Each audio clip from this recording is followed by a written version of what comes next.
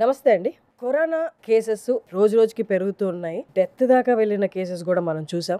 ఒకప్పుడు మీకు గుర్తుంటే 6 మంత్స్ ఆర్ 7 మంత్స్ బ్యాక్ ఒక టాపిక్ బాగా రేస్ అయింది. కరోనా వైరస్ వల్ల ఆర్ కరోనా వచ్చిపోవడం వల్ల చాలా మంది మోకాళ్ళ నొప్పులు, జాయింట్ పెయిన్స్ ఎక్కువ ఫేస్ చేస్తున్నారు అని. అది కరోనా వల్ల, కరోనా వ్యాక్సిన్ వల్ల. మాట్లాడదాం. మనతో ఉన్నారు ఇవాళ డాక్టర్ సాయి ఫణిచంద్ర గారు, knee replacement surgeon, arthroscopy and sports injury specialist, KIMS hospital, minister road. నమస్తే సార్. నమస్కారం అండి. జిమ్కి వెళ్ళి డైరెక్ట్ అటు నుంచి అటు హాస్పిటల్కి వస్తున్నారు. ఎందుకంటే నేను జిమ్ చేస్తున్నాను కదా, ఇంకా నేను ఫిట్ అవ్వాలి కదా, ఇంకా స్ట్రాంగ్ అవ్వాలి కదా, నా నీ జాయింట్స్ కానీ జాయింట్స్ షోల్డర్స్ బట్ వీక్ అవుతున్నాయి. ఎందుకని? చాలా మంచి క్వశ్చన్ అడిగారు. Like the topic also is really burning topic చెప్పాలంటే. సో ఇది మిడ్ లైఫ్ క్రైసిస్ రాగానే, సో ఇప్పుడు మోస్ట్ ఆఫ్ ది పేషెంట్స్ ఓపిక వచ్చినప్పుడు ఎలా అవుతుందంటే, ఓ 40 years రాగానే మీరు అన్నట్టు ఇన్స్టాగ్రామ్ వీడియోస్ కానీ ఇవన్నీ చూసి సడన్గా they want to become fit. Now we have so many apps, so many మన యాప్లోనే అన్నీ చూసుకొని calorie counts, diet count, step count, so many things అన్నీ చూసుకుని నేను ఈరోజు 10,000 కొట్టాల్సిందే, పొద్దునంతా ఆఫీస్లో బిజీగా ఉన్నాను, ఇప్పుడు ఎట్లయినా సరే I want to hit that 10,000 or 15,000 steps అని ట్రెడ్మిల్ ఎక్కి పరిగెట్టడమే. పరిగెత్తేసరికి ఏమవుతుంది, your body or muscle is not trained enough.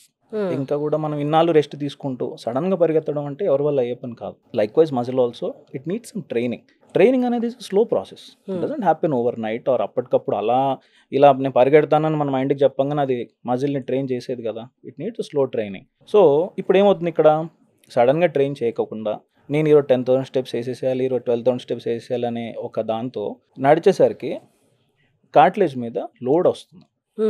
So when it is not trained enough, muscle కొంచెం లోడ్ తీసుకుంటుంది, జాయింట్ మీద ట్రాన్స్మిట్ చేస్తుంది. సో ఆ డైనమిక్స్ అన్నీ చేంజ్ అయిపోతాయి. So overuse or abuse of joint జరుగుతుంది. సో దాంతో ఈ కార్టిలేజ్ అనేది రబ్ అవడం స్టార్ట్ అయిపోయి లేయర్స్ అనేవి ఓపెన్ అవ్వడం స్టార్ట్ అవుతాయి. సో దాంతో ఏమో జరుగుతుంది, వెంటనే పెయిన్ రాకపోవచ్చు. Over a period of time it starts developing pain. But by that time condor lesions అని, ఏసియల్ స్ప్రెయిన్స్ అని, మ్యూకార్డ్ డిజనరేషన్స్, మెనిస్కల్ టైర్స్, అంటే ఇవన్నీ జాయింట్ లోపల ఉండే చిన్న చిన్న స్ట్రక్చర్స్. అంటే రెండు మోకాల్ని స్టిఫ్గా ఉంచి, అంటే బలంగా ఉంచేందుకు ఆర్ చిన్న మూమెంట్స్ రాకుండా ఉంచేందుకు ఉంచే స్ట్రక్చర్స్ అవి. అవన్నీ ఏమవుతాయి, మెల్లిగా ఈ ట్రైనింగ్ లేకపోయేసరికి జాయింట్లో డైనమిక్స్ మారేసరికి they keep moving against each other. దాంతో మొదలవుతాయి. ఇది స్టెప్స్ పరంగా. నెక్స్ట్ గ్రూప్ ఆఫ్ పేషెంట్స్ వచ్చేసి ఏంటంటే shoulders. Who wants to do good weight lifting, I want to have good biceps, good triceps, good chest, pecs, అన్ని everything I want to be toned down like the V అని కావాలనుకునే వాళ్ళు keep doing over head liftings and all. But again the same analogy ఇక్కడ కూడా apply అవుతుంది. Shoulders అన్ని కూడా మనకి స్ట్రాంగ్ ఉండాలి అంటే దాని చుట్టూ ఉండే కండరాలు కూడా బలంగా ఉండాలి. అఫ్ కోర్స్ మీరు ఒక క్వశ్చన్ అడగచ్చు, నెక్స్ట్ బలంగా ఉండడం కోసమే కదా సార్ జిమ్ చేసేది, మరి బలం పెంచాలి అంటేనే కదా చెయ్యాలి, మరి రెండు కాన్ఫ్లిక్ట్ ఎక్కడ వస్తున్నాయి అంటారు.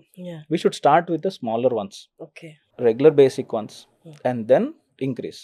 రైట్ అవే నేను 10 kg చేస్తాను, 15 kg చేస్తాను కాకుండా 1-2 kgs చేయాలి. రెగ్యులర్ స్ట్రెచింగ్స్ చేసుకోవాలి. ఇవి చేసుకుంటూ బిల్డ్ చేయాలి.